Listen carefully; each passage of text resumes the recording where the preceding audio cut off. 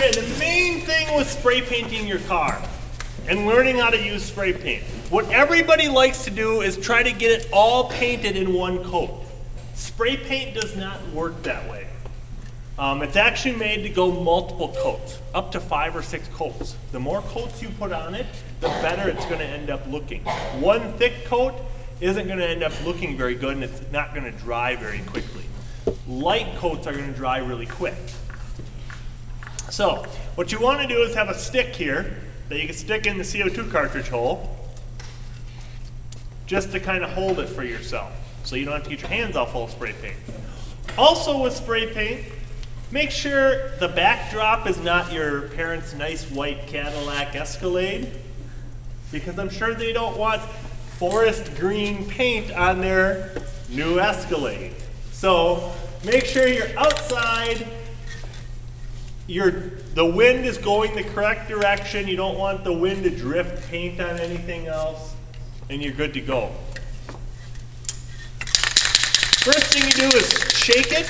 I shook this for a while before, but you want to shake for about 3 minutes. If that can has been sitting on the shelf for a long time, you want to shake it good for quite a while.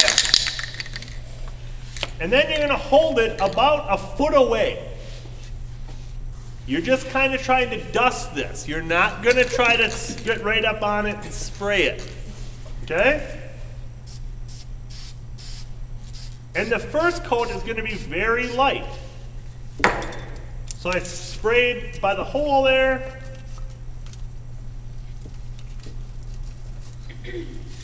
Now I can come around.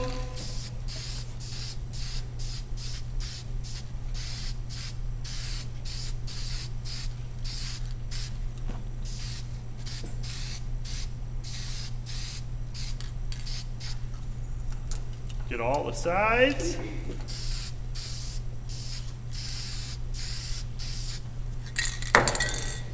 And that's my first coat of spray paint. Does it look very good? No. Looks terrible, right? The first coat is that light. This is the reason that the first coat's that light. What it's doing is it's sucking into the wood. That paint's sucking into the wood and sealing all the pores on the wood. You want to make sure that that's happening on your first coat. It's actually dry already. It's a little bit tacky. Your second coat you can do in probably 10 minutes. If you want a really good finish, get some 240 sandpaper, lightly sand it, don't sand all the paint back off, lightly sand it, and then spray another coat. As you get into your third, fourth coats, that's when you should start seeing full coverage, where you're not going to be able to see through the paint anymore. And it's going to start looking good. If you want to make it look really shiny, some of your parents own like a body shop. I've seen some of these cars look like a regular car paint job, where it's that shiny. So if your parents own a body shop, you're more than welcome to paint that with automotive paint. It looks really shiny. The other thing you can do is spray a clear top coat on it. There's different sheens of paint. The gloss is the one that you want. That's going to put the sheen that's on the table on top of your paint color. This is a gloss sheen on the table. And then that'll put that on top of your paint color and make it look good. Also, cans of spray paint are sold. Generally, spray paint's gloss, but sometimes it's flat, especially black or white. Watch out for that. Okay? You don't want a flat black because it's going to make your car not shiny at all. Question on the first coat?